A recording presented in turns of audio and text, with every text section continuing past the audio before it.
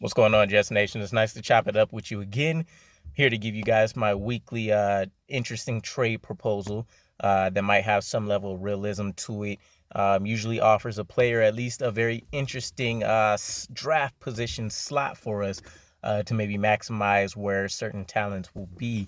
Our partner today is going to be the Jaguars. So in this proposal, we get pick number 1. We get pick number 33, which is the first pick in the second round, and then we get wide receiver Laviska Shenault.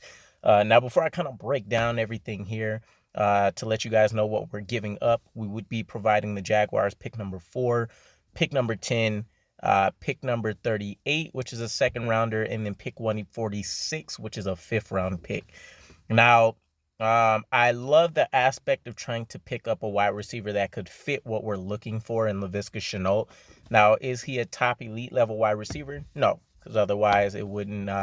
Otherwise, the picks that we're giving up will make sense to most people. But in Laviska Shenault, I think you're kind of looking at a lesser version of maybe a Deebo Samuel or maybe an Elijah Moore, or somebody that offers that versatility to be able to produce in the running game, a little bit on jet sweeps and things like we've seen. Also be able to produce as a wide receiver, but the key skill being yards after catch ability. Some of the highlights that we've seen in his career so far, especially given the turmoil in that Jaguars department or franchise, has been on par with some of my favorite players out there. And I do think in the right situation, which you can say about a lot of players, but with Laviska Shenault, I definitely believe it. He could break out. He could definitely be a better version of a Cordarrelle Patterson if you needed him to be. But I think a lot of franchises would also love Cordarrelle Patterson as they have him right now.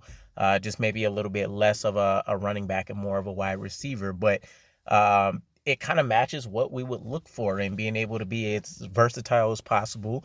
And you're talking about a player that could be ascending talent-wise. He's definitely produced. I'll say that at the least, right? 5 touchdowns, I think just shy of 1,250 receiving yards so far. There has been, some availability concerns. And then again, to kind of touch on the Jaguars' turmoil, he gets drafted. There's the whole Urban Meyer debacle out there. He can't really connect with Trevor Lawrence with how they've been running the offense and some of the weirdness that's been happening there. And then overall, it was just a very poor constructed roster. So you're talking about, unless you're really just standing out, and we've seen it done. The Commanders, the Commanders had their presence out there, and he was really the only wide receiver that was showing out for a while in McLaurin. So it's not unheard of, but I mean, most people are going to fail in a situation like that. So I would love it if we were saying that this was a straight up like player for pick trade. The fifth rounder for Laviska Shenault might even be undervalued a bit. I think he is a mid round talent, so we're talking about maybe a fourth round pick, something like that. A third rounder might be a little too rich. And I believe he's also requested a trade anyway. So it would be really just kind of a cool on our end to pick him up, and he can replace Denzel Mims if he still doesn't show out, or if he does, it just offers us that much better depth. At least on paper. Again, we thought we had a very strong unit last year, and things deteriorated like crazy. The thing I don't really love about the trade is the value. Giving up 2 first rounders seems like a bit much just to say that we're getting the top picks in the first and second round. Yes, we still have a pretty exciting amount of draft picks. We have pick number 1, pick 33. We still have pick 35, so 2 second rounders. We still have our third round pick. We still pick twice in the second round. And then we have the 1 fifth rounder left. So if you were telling me we were swapping first and second round picks and then giving up maybe 2 fifths for Laviska Shenault, I would say I'm still, more excited about that potentially still. That way we still have basically our 10th pick. But I do think it's a bit of overkill here. I would love again to still see the straight up Laviska Shenault trade, maybe for picks or a pick. But it's not an overly exciting draft at the top when you're talking about a elite unmatched potential and production at positions. Um, Aiden Hutchinson definitely seems like the safest prospect to say that he'll go out there and let's not even say dominate, but go out there and consistently produce, maybe 8 sacks a season. Um, there's Ahmad Sauce Gardner, who I don't think we will realistically pick up anymore. But depending on who you talk to, he's not even the undisputed number one cornerback. There's people that love Derek Stingley's freshman year so much that they still place him above Ahmad Sauce Gardner, but they both have some very interesting recognition and qualities to their play on the field themselves.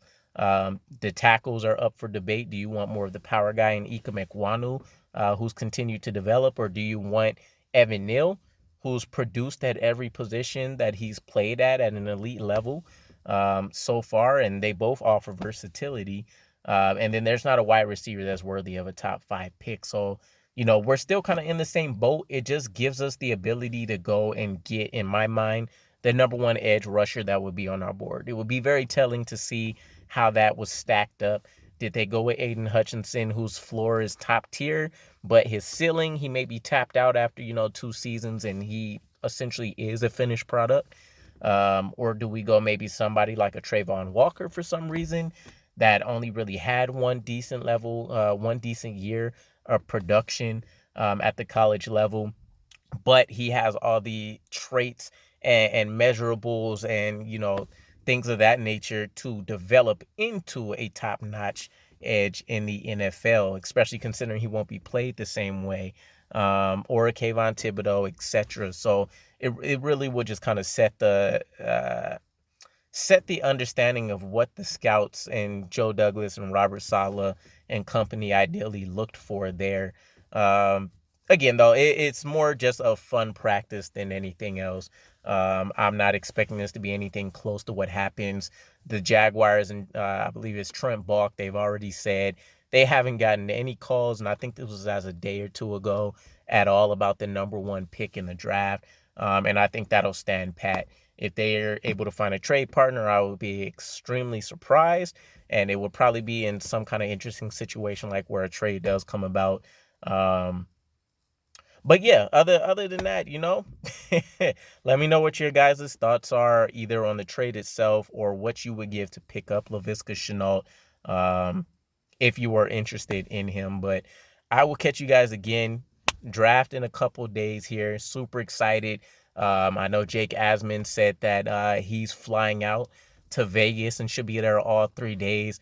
I'm already located out here in Vegas. Got to chat with him a little bit on the show today.